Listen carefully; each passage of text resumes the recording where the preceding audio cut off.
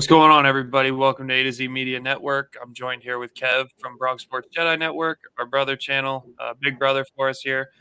Thanks for tuning in. Thanks for watching, and hope you subscribe. And let's get at it, Kev. We got a big game coming up, New Year's Eve, Michigan, Georgia, the Capital One Orange Bowl, number 2 against number 3, and that's what we're going to be breaking down today. So what's going on, Kev? Good afternoon. Season greetings to everyone listening us all around and all the different platforms on our YouTube channel, A to Z Media, or anywhere you hear the podcast, Twitter. So salute to everyone. Merry Christmas, Happy Holidays, and boy, it is a bowl season, and we're going to talk about this Capital One Bowl in Miami, Florida, Miami Gardens. The place is sold out. You can't find a ticket. The Jedi tried. He's only a couple hours away, and they shut me out, man. They got sold out immediately. Z, I wanted to go just to go and just to check it out, and no avail.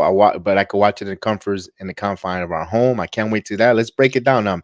Let's talk about two teams. Top 5 in defense. And phenomenal teams against the run in Michigan and Georgia. I can't wait to see this battle of the Titans. Where do you want to start first? Well, I wanted to touch. First thing I wanted to do is touch on both teams are pretty much healthy, so there's no injury concerns. I wanted to throw that out there.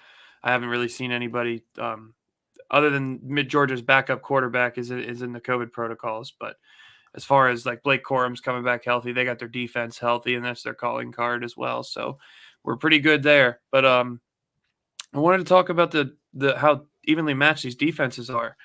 And offenses, really, I wanted to start off with that. The Georgia Bulldogs give up 9.6 points a game on defense, and it were at 7.3 before the Alabama game. So even though they gave up 30-plus points to Alabama, they're still under 10 points a game. The Michigan's defense, also very good, top 5 in the nation, as Kev said.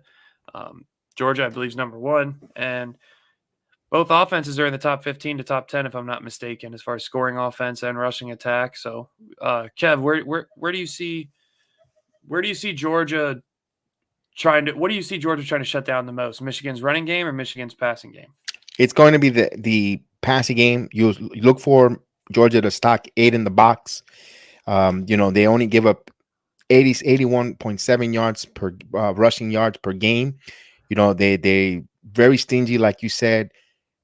And they don't. When you go to the passing game in Michigan, they're gonna have to control the line of scrimmage, and I think Michigan can do that because I really don't like too much their secondary. The secondary for Georgia was exposed against Alabama, and of course you have a Heisman winner at quarterback, and you give him some time.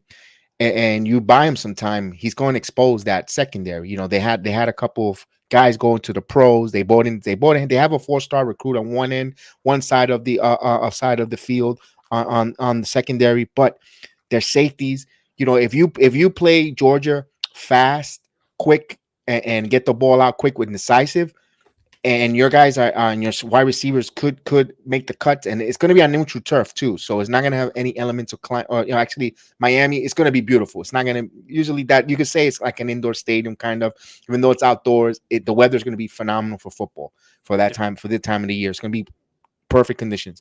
And with that said, I think if Michigan could break down and take advantage of Georgia's trying to stock the box and put 8 in the box and give the quarterback the time that they need, I think they could expose the Bulldogs. And Michigan on offense, if they could get ahead and continue to put the narrative ahead of them and score and have Georgia play from behind, I think he'll benefit them, and we'll break that down a little later. Why?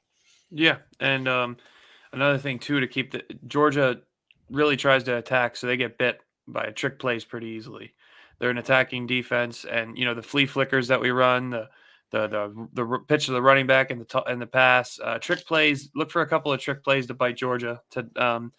And on the other side too, for Michigan as well. Of course, we'll get into that. But as far as Michigan's offense goes, there was a quote from the head coach of Georgia, Kirby Smart, and he said it's kind of different because they like to run the ball a lot more than a lot of other teams during the year. and they use a lot of different formations. They use a lot of NFL style formations, so it's something that we have to adjust to. As a defense, we just have to go out there and do what we do. It's just that we have to earn our right to rush the passer, so we have to stop the run first. So they're going to try to stop the run, but at the same point, we're getting Blake Corum back, Donovan Edwards, and of course Hassan Haskins. It's going to be hard for them to stop the run, especially with our offensive line, who just won an award for the most outstanding offensive line, if I'm not mistaken, Kev. They're very dominant offensive line. Although Georgia's defensive line is dominant as well, it's going to be a really interesting matchup. I think that game's going to be won in the trenches. Whoever Yeah. starts moving people off the line of scrimmage first is going to have this game. And one thing that we to note, the Georgia Bulldogs defensive coordinator Donnie Logging took the Oregon job. He's still gonna be on with the team. But the play calling duties no longer much. He's gonna be there, but they although they share their play calling duties and not really a defensive coordinator to say, but they have 4 guys. But it's gonna most of the calls now will come from Will Muschamp, which Yep. in Florida and for Florida Gator fans, Will Muskrat, because he stunk it up here Yep. in the University of Florida. Well, in that not to stay on track with that, and it's going to be see if if they're going what kind of play calls they're going to call, if they going to be any confusion with players on the defense. If I kind of give that advantage to Michigan here for that reason, because nothing's changed. Coaching staff is staying together. And although it's the same coaching staff and he's still on there, but there's going to be a little bit of a distraction. Remember, Donnie had recruiting, getting his acclimated with Oregon and all that stuff. Could it be a distraction? Maybe, maybe not. But also, guys, remember, Georgia fans, there's a lot of pressure on Kirby Smart this year. Yeah. A lot of pressure. Georgia fans, they're acting like their season was over when they lost that game in Alabama, although they still have some life here, and they could see it as a do-over, and I think they want to see it in order to believe it first. Similar to when we were talking about when we played Ohio State, we couldn't believe it, we're going to beat them, and we're like, well, you know what? You got to see it to believe it, and they proved it on the field, and I think that's what the Georgia fan base wants to see with Kirby Smart. They want to see it to believe it if they're trying to win there. Now, one thing you mentioned that you were talking about is the Michigan attack on offense. Yeah. They just got to continue to play smart the way you said. They're going to try. They're going to, and I think Harbaugh will get them prepared to stack the box. One thing I do like, of Kate McNamara is the way he's a good arm. He has got a strong arm. We saw him making some throws on that Ohio State game in the snow. Putting in there. Sometimes he might not be the most accurate, but he's really, he's very impressive thrower. And I think look for Michigan to play some wide receiver slants, sprinkle in there. I will love with that hell of a running game that they have, some play action pass will be phenomenal to freeze up the linebackers and just get them all confused. Bring the safeties down. Yeah. Bring the safeties down and do all that, and then of course dominate with the jet sweep. They're one of the best jet sweep teams in the nation, in the country, that I've seen in a while. Yeah, and Cade McNamara, he misses a throw here and there like every quarterback in college, but one thing you can say about him is he really doesn't make mistakes. I think he has 4 turnovers all year, and that's really, really, really good. He's top 10, and he's now top 12. I'm sorry, in the nation in total QBR. So there's a lot of good quarterbacks in this nation, in this country, and he's one of them. And he can make every throw if they keep him upright, and that mean, stout Georgia defensive line doesn't put him on his back too often. I think he's going to be able to pick the Georgia team apart, because they also play a lot of tough man-to-man press coverage. They can also back off into a zone. So it's going to be big for him to recognize when they're in a zone or in a man, for the coaching staff as well, to be able to change up. Okay, zone, I need to pick them apart. Our receivers need to get in the soft spots. And in man, we need to do some double moves, beat them over the top, figure out where the safety help's going to be, control the safety with your eyes. But it also comes down to what is a big factor for us in a positive way, is that, like Coach Smart said, we are a pro style offense. So we have a pro quarterback who is one of the best. It was really good. People forget how good Jim Harbaugh was. That coaching staff can really see when they're going to be in a zone or in a man and really dissect plays well. And that's going to be an advantage for us too. Since we're a pro offense, we're used to dissecting defenses and things like that. The players have a mindset of their own. They don't always have to look at the coach from the sideline. Yeah, and we all know Georgia's defense. They're gonna sell out. They're gonna sell all out on the run. Both teams play almost a similar type of game, and they all want to. They both want to play punch in your mouth style. It's gonna be a fist fight. With, like you said, in the trenches. It's gonna be a dog. It's gonna be a fight, literally. Punch in the mouth type of style play. And one thing I'm gonna give me personally an edge, because the Michigan offense got to go up against and practice against their own defense, and that's a really tough defense in Michigan. And I can say the same with Georgia, but the way I feel that Michigan has more pass rushing styles, more attack to the basket. I mean, excuse me, I do basketball watch along, so Right. sorry for the pun of basketball, because we just recorded a podcast for basketball, and I still got basketball in my head there. So on the field, and they attack and they go into the trenches, and they blitz, not too much, but they go at it, they go hard.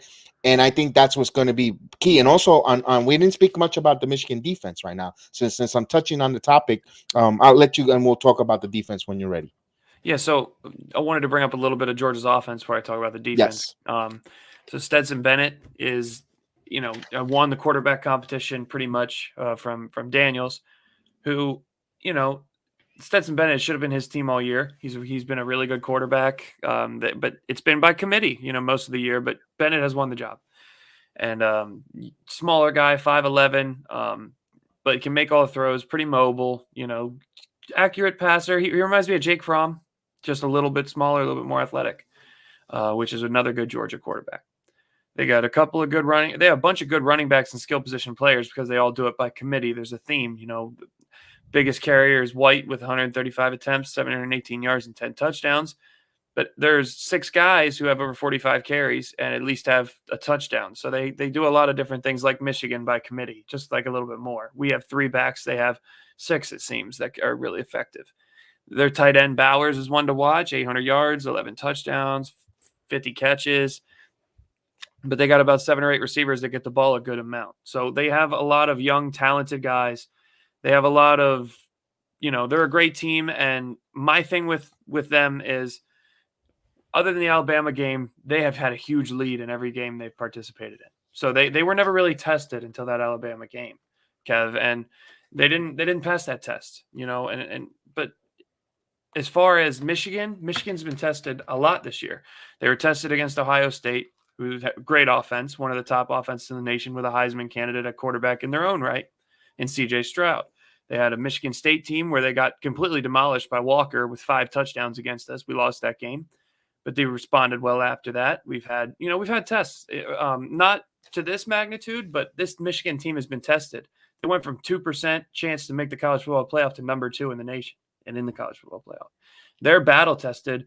The coach is battle tested, and with Michigan's offense, I just think they aren't as battle tested as this defense is. I mean, Georgia's offense isn't as battle tested as this Michigan defense. What are your thoughts on that? Well, it's going to be important for their Georgia offense.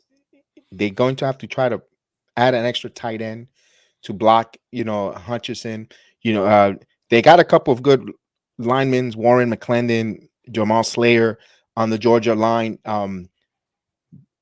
All-American, second team All-American kind of players. They're really good, but I can see Hutchinson causing havoc. They're gonna have to, add an extra tight end, 2 tight ends back there. Their running backs gonna have to block well, which they all do. One thing I got to give credit to Georgia, their running backs could block well, but you got to make Stetson Bennett uncomfortable in the end. We shall find out if JT Daniels is available, how much of a short leash will they give Bennett to make mistakes or pass? That's going to be really important, Z, because I think if you're Michigan, you want Stetson Bennett to try to beat you, because I don't trust his arm, I don't trust his accuracy, and if you're going to lose by the and their wide receivers beginning of the season, they've been banged up all year. They haven't had a really good, healthy wide receiver core. You know, they've been banged up, and you just got to make him a passer and disrupt. Now, one thing you got to watch with Stetson, he could Bennett, he could run RPOs and run and move the pocket and move on the run. But if you want a pure pocket passer, JT Daniels is the guy there. So we shall see how Michigan dictates that, or what type of Michigan needs to force Georgia in a shootout if they're going to come out victorious. Well, the thing is, and what can't be understated is Bennett's mobility. And I think the biggest X factor, and he's really underrated football player on this Michigan team, is John Ross, their linebacker. Because you have Njabo and Aiden Hutchinson. Aiden Hutchinson is going to be double teamed, like you said. They're going to slide a tight end over. They're going to chip. They're going to double team him. You can't double team Njabo, so you're going to need running back help on that side. You're going to need to worry about those two, right? And with Stetson Bennett, what he's really good at is extending plays, mobility, getting that extra bit. So you're going to need to put a spy on him. You're going to need a middle linebacker to be a spy, or sometimes people use a defensive tackle as a like a 3-tech as a quasi spy, but they wouldn't be fast enough or athletic enough to run him down. John Ross is going to need to play that spy role at least a couple of times in this game, and because if Aiden Hutchinson and David Njabo get home, he has the ability to squeak. He's small, squeak through that line, and bust out for a big play. So we need to be disciplined in our pass rush. We need to be disciplined and contain on the edge when they run. You can't let them get outside. You got to contain the outside edge. You got to pour some upfield, north and south, in between the tackles. And against, our big defensive tackles and linebackers, you got to be able to keep the game small. You can't let them use the whole field because they are a fast team. And our defensive backs have to be ready for it. If Stetson's running around, he's trying to sling it everywhere, they got to be ready to capitalize on a mistake. But I really like this matchup for both teams as far as it should be a good game. It should just be a really good game. And one thing, Georgia, all season before the Alabama game, they gave up 8 sacks. They gave up 3, yes, in that Alabama game, so it reached to 11 total sacks on their college season, regular season, but 8 throughout the whole. So they kind of protect their quarterbacks, but they have not faced a front line or front 4, even with the linebackers, front 7. Let's go front 7 as really good as this Michigan team. Yeah, they haven't faced it. No, they haven't faced it. And that adversity and that hunger, because this could be Aiden's last game in the Michigan. Hopefully not. Hopefully he got one more game left. But it could be his last game. He's going to put it all on the floor, all on the field. He's going to put it all on the field. He's going to go bat out of hell, and got to keep an eye on that. Yeah, and we don't obviously, and plus you never have to worry about if he's going to show up or not. Aiden Hutchinson is a leader personified. He cares about this team. He's not one of those. He could be the number 1 pick in the draft, and in my opinion, he should be. But he's not one of those guys that looks away from bowl games or playoff games. He's not getting ready for the draft yet. He truly wants to finish this fight and finish this season out. And Njabo, same thing. These guys are going to come ready. They're going to come at you. They're the most dominant the most dominant edge rushing combination in all of college football. And it's going to be a challenge for Bennett and for the crew to block him. I say they get home at least twice. And that doesn't sound like a lot for Hutchinson and Njabo, but it's a lot against Georgia, and I think they disrupt the passing game. It is. They need to disrupt it. And also, they got to make sure Pickens and Blaylock on the wide receiver core don't get enough separation on their safeties, and keep them contained and trust your linebackers and trust your front 7 to get to the quarterback. And you could contain that. Like I said, you want to force Georgia into a shootout. When I mean, they have to take an opportunity. They got to play. I'm ahead of Michigan needs to be ahead and play ahead and force Georgia to trying to pass the ball. And I think that's a big key to victory to go forward. And my big thing that we haven't touched out that I'm a huge proponent is your field domination when it comes to the punter. They Michigan. You and your Michigan punters, baby. Yes, me and my Michigan punter. And from Brad Robinson and all the special teamers, they have to continue to cut the field in half. They gotta have to cut the field, averaging 44.2 yards per a net. That's the net. 42.2 yards net for punt, 46.4 yards. If Robinson continues to kick and pin them back and Yeah. let this defense play and cut the field, you're gonna recipe for victory. And also, Jake Modi, 22 out of 24 from field goal range. All phenomenal. Yeah. Special teams in a long nutshell, special teams, not just on the kicking and the scoring on the special teams, also your punt coverage, kickoff returns. If you play well in that aspect, it's gonna take three levels of the team to be up par and have their A game to beat this Yeah. Georgia team. Well, we're competing for a championship now. This is the playoffs. This is if only four teams make it. So pretty much this is a championship game to get to the championship game, as far as I'm concerned. And to win championships, you got to dominate on all three levels of the game, all three facets: offense, defense, and special teams.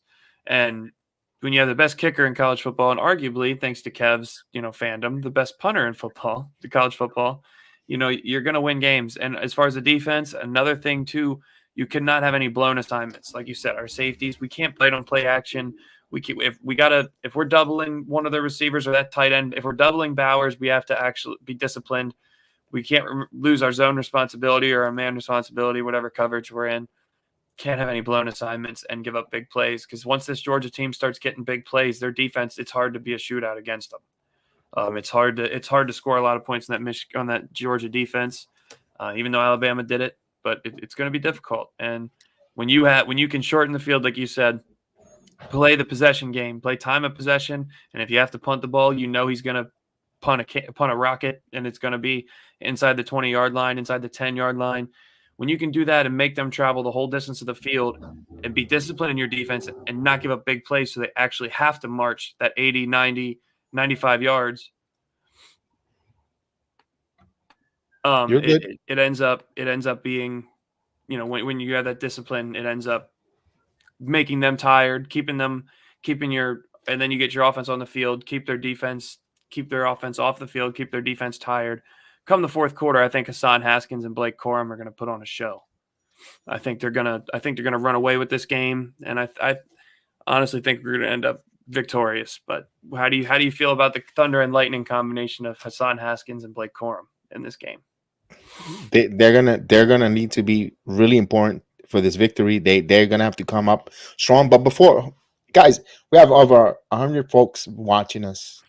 We appreciate you guys. Love the fact that you're here on this beautiful Festivus Thursday, the 23rd of December. Hit those likes. Hit those likes. Let us know that you appreciate that you're watching us, that you're supporting us. Give those likes. So hit, if you're not subscribed, subscribe to the channel. We'll continue bringing more Michigan football content, as well as football in general. We would love to have feedback. That's you let us know that you appreciate, and we want to thank you individually as well. Participate in the chat. Don't be a spectator. Come on in, say hello.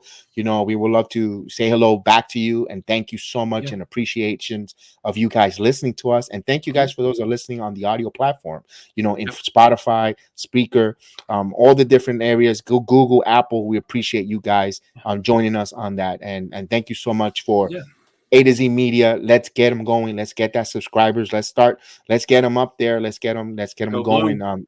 Absolutely. And go blue. Me personally, with the game, back to the game happening in about exactly a week from now. I can't wait, dude. Can't wait either. I can't wait to see that game, and personally, the running back attack is going to be really important for Michigan to score. Between both teams, my opinion, if a team has to be, and I don't want that to be, but I feel more confident actually Michigan coming back from a double-digit lead than Georgia is coming back from a double-digit lead. I know, ironically, I don't want to see it.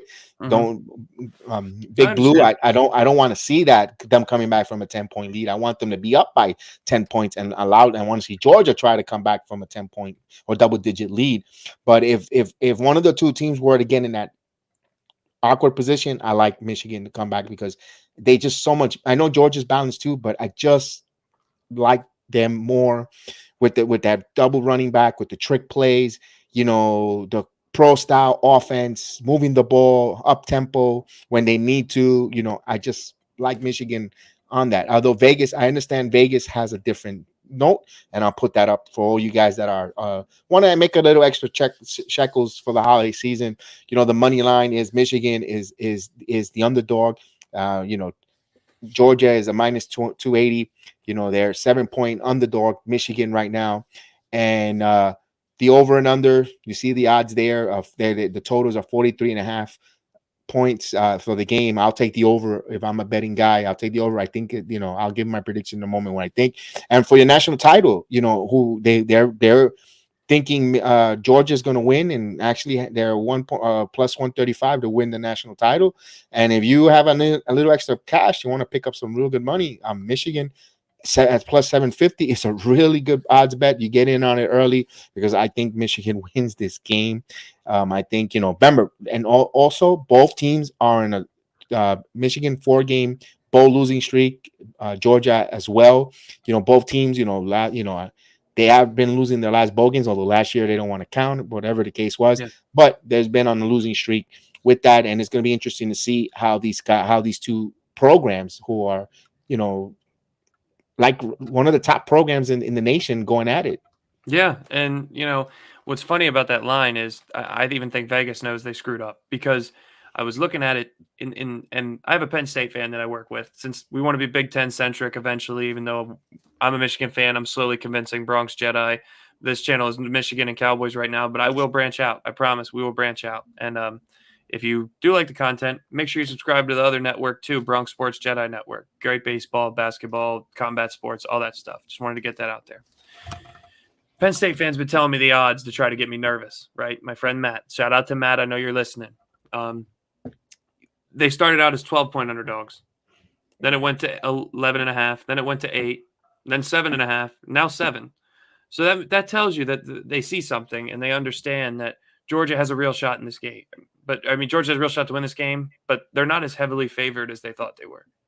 They're not, Michigan has a chance. And if I were out there and I had some money to burn, which I think I will place a bet, I think I'm going to bet on Michigan for this game to at least cover. And I think they're going to win, but don't kill me for that. At least bet on them to cover the spread, because it's going to be a good close game. Got you. Any predictions on score, or you think it's too early in the program to give you a prediction? Well, in my dreams, it's a 40-point blowout. But in me actually putting my analyst hat on, we're fans, we're not professionals, but me trying my best here, I see Michigan coming out. Michigan's Jim Harbaugh is telling them, if I know Jim Harbaugh at all, which I don't personally, but I've seen him over the last 5-6 years, he's going to try to punch this Georgia team and Coach Smart in the mouth as fast and as hard as he can. They want to punch them because they didn't react well against Alabama. They didn't. They got out early, but then Alabama punched them in the mouth, and they didn't have no response. So punch Georgia in the mouth early, get up to a 2-score lead, and sustain that throughout the game. There's going to be ebbs and flows. There's going to be or momentum swings. Maybe I see one turnover from Cade McNamara and company, the offense, but I see a turnover or two, maybe a strip sack that the defense gives us. I got them winning. I got Michigan winning 34-28 in a close, really good bowl game. You know what? You just we're thinking exactly alike, because I wrote this down here. I just want to make sure right here. Look at the numbers: 28, 34. 34, 28. Wow. I have that Michigan. Same. I got Michigan winning, and I had it. Wow. I wrote it down, and I said, let me write it down, because I was thinking 24, 34. I think Me too. I said, you know what? I'm going to give them a benefit of the doubt. I'm going to give them 28, 34. And that's why I said that when I told you take the over on 43, because although, everyone says conventional wisdom that both teams are really defensive juggernauts and they're really good defensive team that are strong. But I'm like, you know what? Vegas is expecting a heavy load of under. So I said, you know what? I'm going to feel a little frisky. I'm going to say it's going to over, because I think there's going to be opportunities for teams to score here, especially in the first half, a little nerves, whatever the case may be, before it gets settled down. But when the moment comes for an important key or important stop, the guys and the team, players on the floor, on the field, are going to make their stop and their impact. Just because there was going to be 34 points and 28 points on the score doesn't mean that it wasn't going to be a good defensive game. I think it's going to Mhm. be really good down to execution, and I think cream rises to the top. Yeah. And I like that blue and gold cream to rise over the Bulldogs. Sorry, Georgia guys, Georgia fans, you celebrate the Atlanta Braves winning, and that's how far she's gonna go this year. Yeah. And both teams you could say are unproven as far as this stage, but Michigan finally got the monkey off their back. They beat Ohio Yes. State. Okay. And Ohio State, let's not act like they were going to be a playoff team in the same shoes if Michigan didn't beat them. And could never beat them, could never get over the hump, never do this, never do that. Well, we did, and haven't won a Big Ten championship since 2003, 2004. Well, we did, Georgia could not take care of their conference, the SEC, although Alabama is a tremendous team. So is Ohio State. And both had Heisman winning quarterbacks. So we can't say that Michigan's competition was less to take care of their conference. And as far as Georgia goes, they always screw up in big games. They always figure it out how to lose a big game, whether it's a national title game, college football playoff, or even before the playoff existed. And Michigan finally righted that ship. The last big game we saw them in, the two games they dominated Ohio State. They dominated Iowa. And you don't say that for Michigan most of the time. I'm going to be honest. Normally they choke. Well, they didn't. And I think they're ready. I think they're the more prepared team. They got a coach who's been in a Super Bowl and knows exactly, he lost the Super Bowl, but he knows what it takes to get to this type of stage, even bigger in the pros. He knows what it takes in big games. He was a big game quarterback in and of himself, and he's going to have that team prepared. They have the right leaders in Cade McNamara, Aiden Hutchinson, John Ross, all these and company. They have great leaders where you don't really hear about Georgia's leaders. You just hear about them as a team. You don't hear about their leaders or their stars actually being great leaders. These guys are great locker room guys at Michigan. They have a great just family atmosphere, that one day I hope we develop here. Just that family where they all root for each other. They hope to succeed. And I don't see this story ending this way. I see them getting to the national championship game, and we'll see from there. Yeah, I totally agree with that. Yeah, I can see where the monkey's off the back. Harbaugh looks rejuvenated. Even remember at the beginning of the season, he took a pay cut. When they put some incentives, Jim Harbaugh, refocus, and now he's coaching. But he don't care. He knows he's not going anywhere. He's not going to get fired. He's fearless. He's fearless, and that's what I think was one of his greatest attributes when he coached the 49ers, as well as when he first got here to Michigan. He had no fear, and that rejuvenated him and brought him back to who is Jim Harbaugh. Yeah.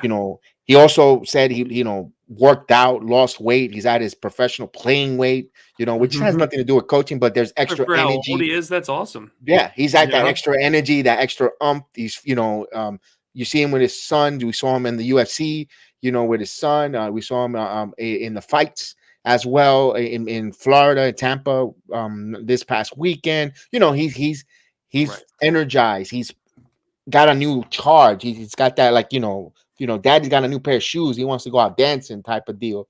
And he's got that swagger. Harbaugh got that swagger back. And I think that team is going to feed off of that swagger and that confidence. And he's the more looser guy. Remember, I mentioned it earlier in the podcast that Kirby Smart has a lot of pressure. He has to deliver for Georgia. They're asking, they're demanding they want to see national title game, and they want a national title already. He's been close, knocking on the door, and he's got the more pressure going into this game. Where Harbaugh, cream corn loose, he already beat Michigan. Ohio State. He's got Michigan here in the playoffs. Game where you thought he wasn't going to get there.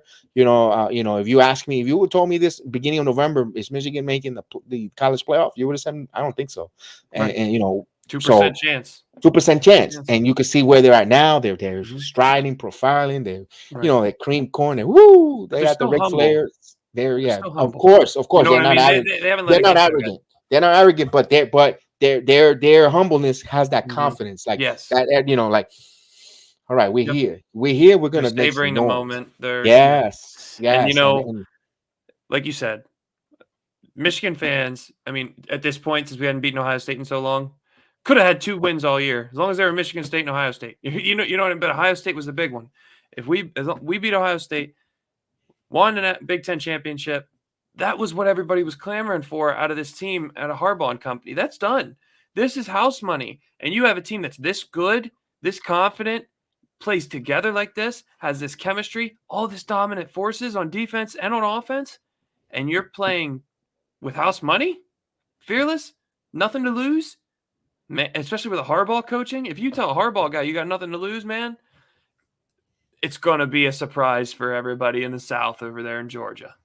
And they're going to be hit with a buzzsaw that they didn't even see coming, Kev. Absolutely. The timing's right, the motivation's right. Don't forget to smash those likes and subscribe for all the 35 plus of viewing, all the 100 plus that were viewing us. Hit that like, hit that subscribe for A to Z Media. So we appreciate you guys.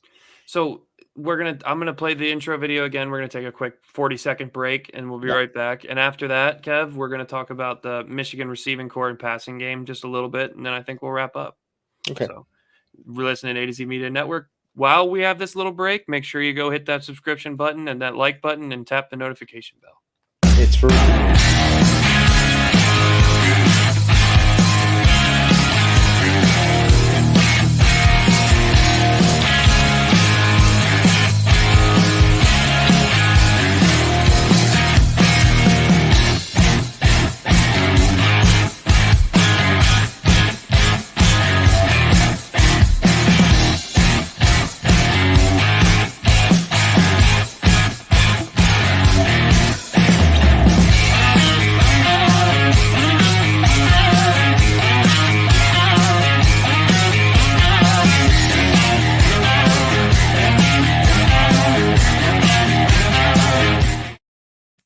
All right, and we're back. And Robert Parr, salute to you. Thanks for coming through.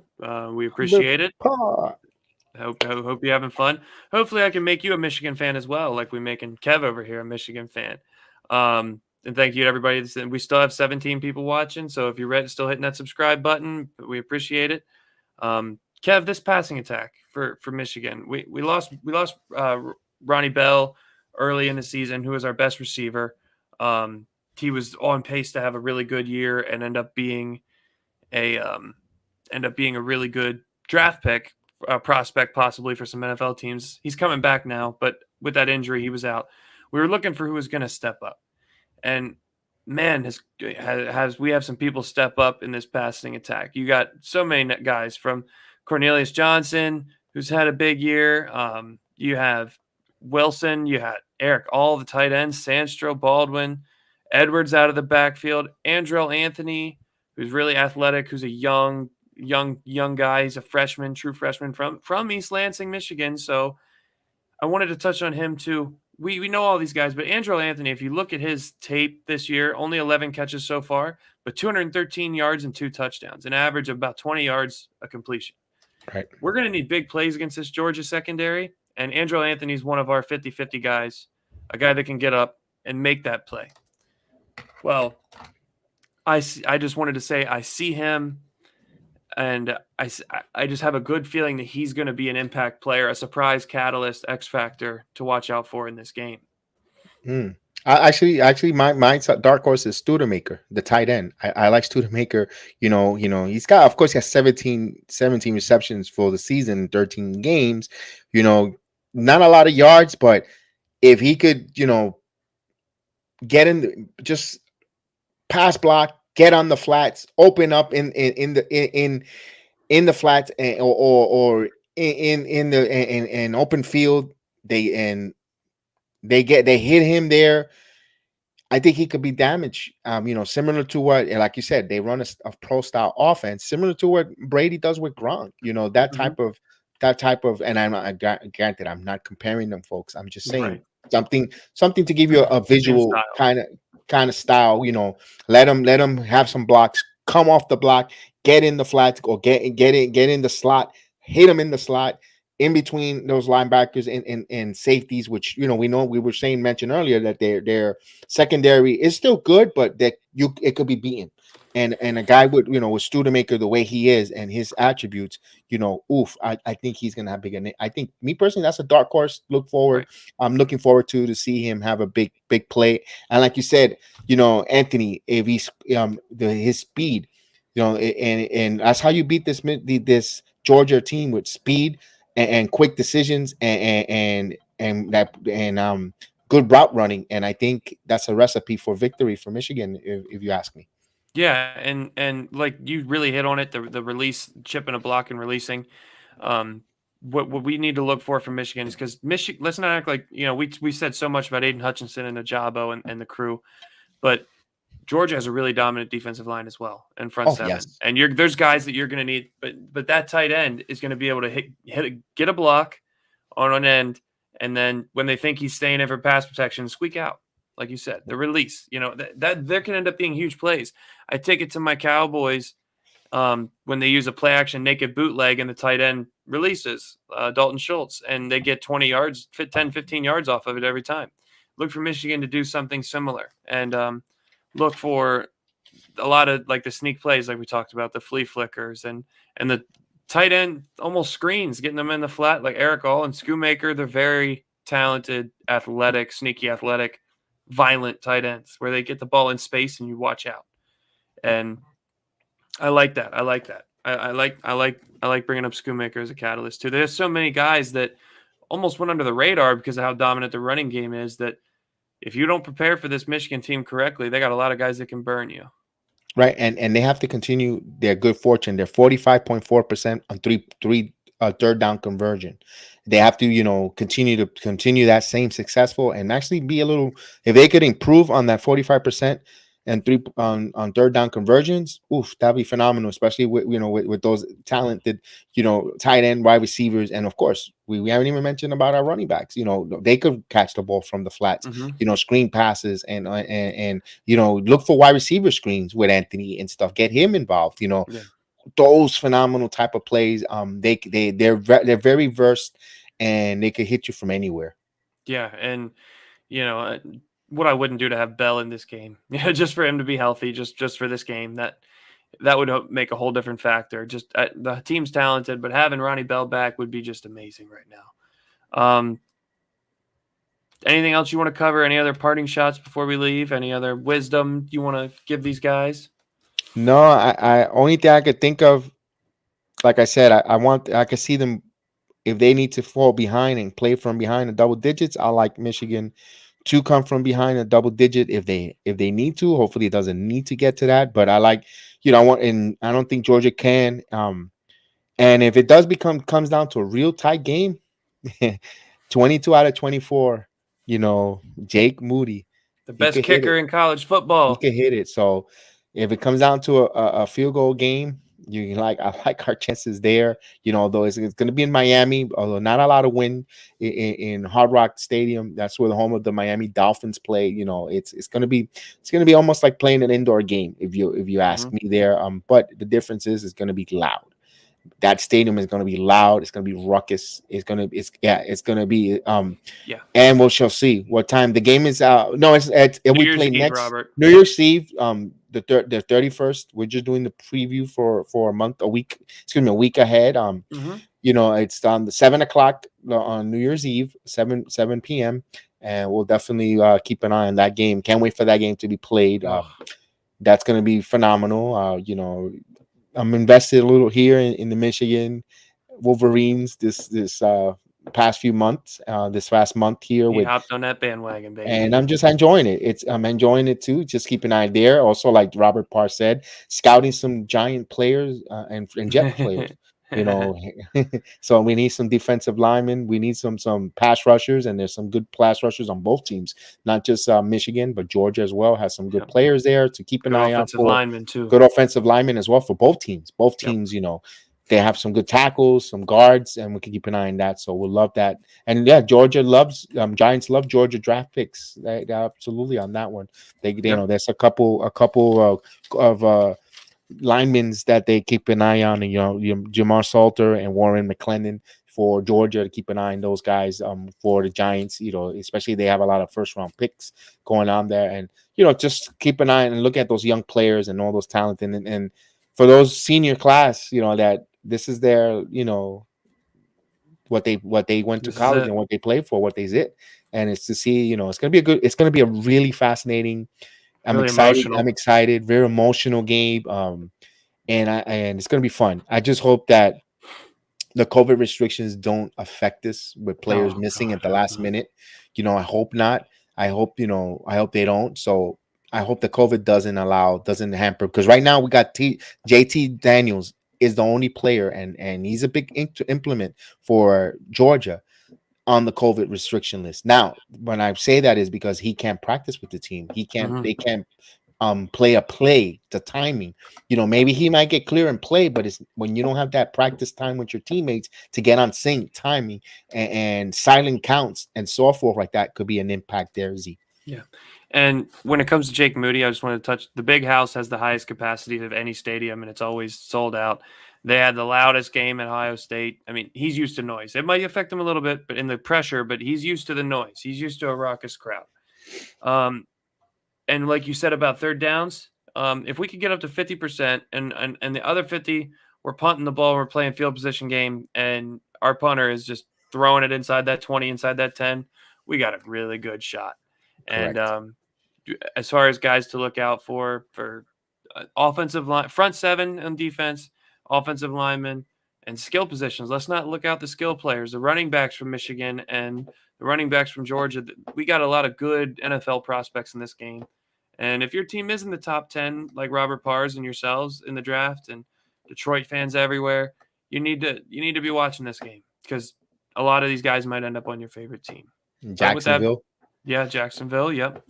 And with that being said, this is the pregame review. A little early, but I couldn't wait any longer. It's been a long wait. I've been dying over here. All I want for Christmas is Michigan to play on Christmas and whoop Georgia's butt. But that's neither here or there.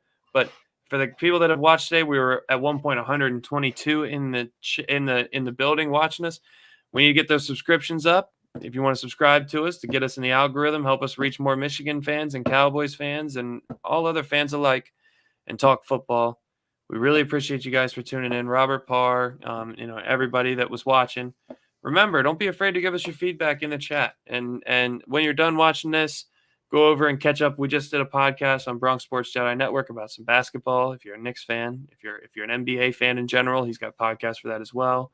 UFC, boxing, really any sport you like. Baseball, we do watch-alongs. We're talking lockout. Hopefully that's over. But with all that being said, Kevin, thank you. Thank you for helping me out here today. And we really appreciate everybody's time.